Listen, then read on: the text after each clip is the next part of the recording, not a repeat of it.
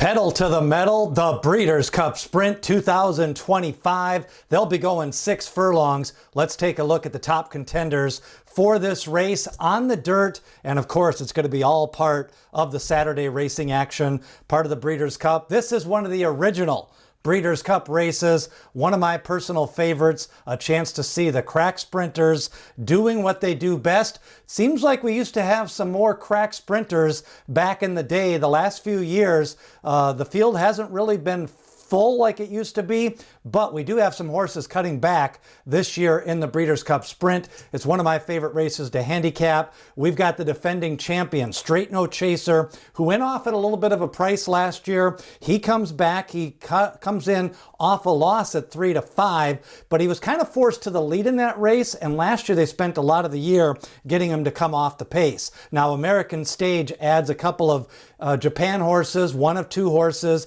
that are considering the Breeders' Cup Sprint, ran second in a stakes race in his prep race in Japan. He's by Into Mischief. He's a 3-year-old colt. Ben Tornado, second place last year to Straight No Chaser at a long price, 28-1, returned off a long layoff to win at Churchill Downs. Imagination on the cutback, beat Straight No Chaser last time out, and a potential filly taking on the boys.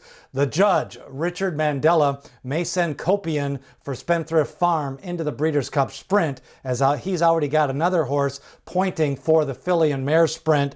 Should be an exciting race this year. Let's take a look at the race replays, the top contenders. We go back to 2024, the Breeders' Cup Sprint, going 6 furlongs. Ben Tornado on the lead. He's dueling with another horse, but here comes Straight No Chaser wearing the My Racehorse silks up on the outside, collars the leader Ben Tornado and holds sway in the drive. A culmination of a big year of racing. Straight No Chaser coming back in 2025, trying to win back-to-back Breeders' Cup Sprints. Now, in his prep race, he ran second in the Santa Anita Sprint Championship. We're going to pick this up on the turn. Straight No Chaser on the lead, and then on the outside is Imagination for trainer Bob Baffert. Going to run him down late, but Straight No Chaser may have just opened up too soon on this field as he was 3-5. And then you look at Imagination kind of really getting it in gear late, kind of passed him in hand, a 109 flat, so a big speed figure in that race. Imagination, he wins that race, the Santa Anita Sprint Championship over Straight No Chaser, came from 4th place, wide on the turn, and then ran him down late. I think he's going to like 6 furlongs. I think they're going to continue to train him forwardly for the Breeders' Cup Sprint for Imagination. Now, Imagination does have a win over Straight No Chaser in his most recent start. Let's take a look at the past performances. 3 wins, 5 starts, 2 seconds. You know, he's been a consistent horse. He's 0 for 3 at Del Mar, but 2 seconds and a third, won the Santa Anita Sprint Championship. I like those horses that have a lot of 7 furlongs, 1 mile races, a mile and a 16th races. It kind of toughens them up, and Imagination probably will be about 5 or 6-1, maybe even 7-1, depending on how many horses enter the Breeders' Cup Sprint. Now, Ben Tornado, big effort last year in the sprint. He was second. We showed you that. He had the lead coming into the stretch, run down by Straight No Chaser. He was 28-1 last year. Only 1 race in 2025, a long layoff, but a thrilling return to the races for Ben Tornado. Look at him run down the leader. Came in to Churchill Downs, picked up that win, nice fast speed rating, only 1 race. Sometimes they can bounce out of a hard effort like that. He's got a ship to Del Mar, but Ben Tornado is a crack sprinter and a lot lower price this year than last year at 28-1. Now, American Stage is going to add some intrigue. 9 starts, 3 wins, 4 seconds. Second last time out in a $284,000 sprint race in Japan. Before that, he ran in the Dubai Golden Shaheen. That was in the spring in April. That was a great Group 1 race. He ran in a Group 3 race in Maidan. He's by Into Mischief. bring some Japanese form in here. Was purchased at the Keeneland September sale, so he is a USA bred for American stage. Now, Copian could be a filly taking on the boys. She won a Grade 1 race Kentucky Derby weekend in the slop at Churchill Downs, came from off the pace, relished the slop track, but I think she does like a fast track. She's been working fast for trainer Richard Mandella.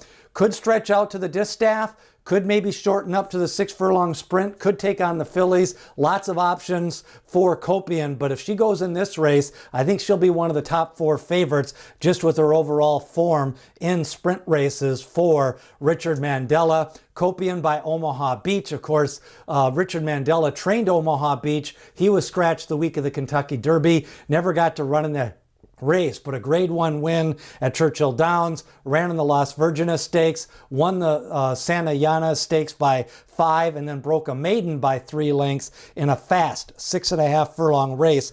Copian definitely a threat here in the Breeders' Cup Sprint. Now, Nakatomi got back on the winner's circle. He had faced some good horses all summer long, went to Keeneland. Wesley Ward trains. He can get a good sprinter. He runs down the speed from last to first, making that move down the lane. Nakatomi, good to see him back in form, winning at Keeneland, and that last to first move. He seems to be, as he gets older, a horse that comes a little bit more off the pace, but Skelly had the lead in that race. Nakatomi ran him down. Now, Dr. Venkman, we did a preview of some of the dirt mile contenders. He's considering the mile and the sprint, and he's kind of a factor in both of them. He's got the Triple Bend second place finish last year to Happy Jack. The Pat O'Brien, he won at 7 furlongs. He's kind of a tweener horse. He's a power sprinter off the pace at 6, but at a mile, he could be a pace presser if he goes in that race. Dr. Venkman by Ghost Zapper.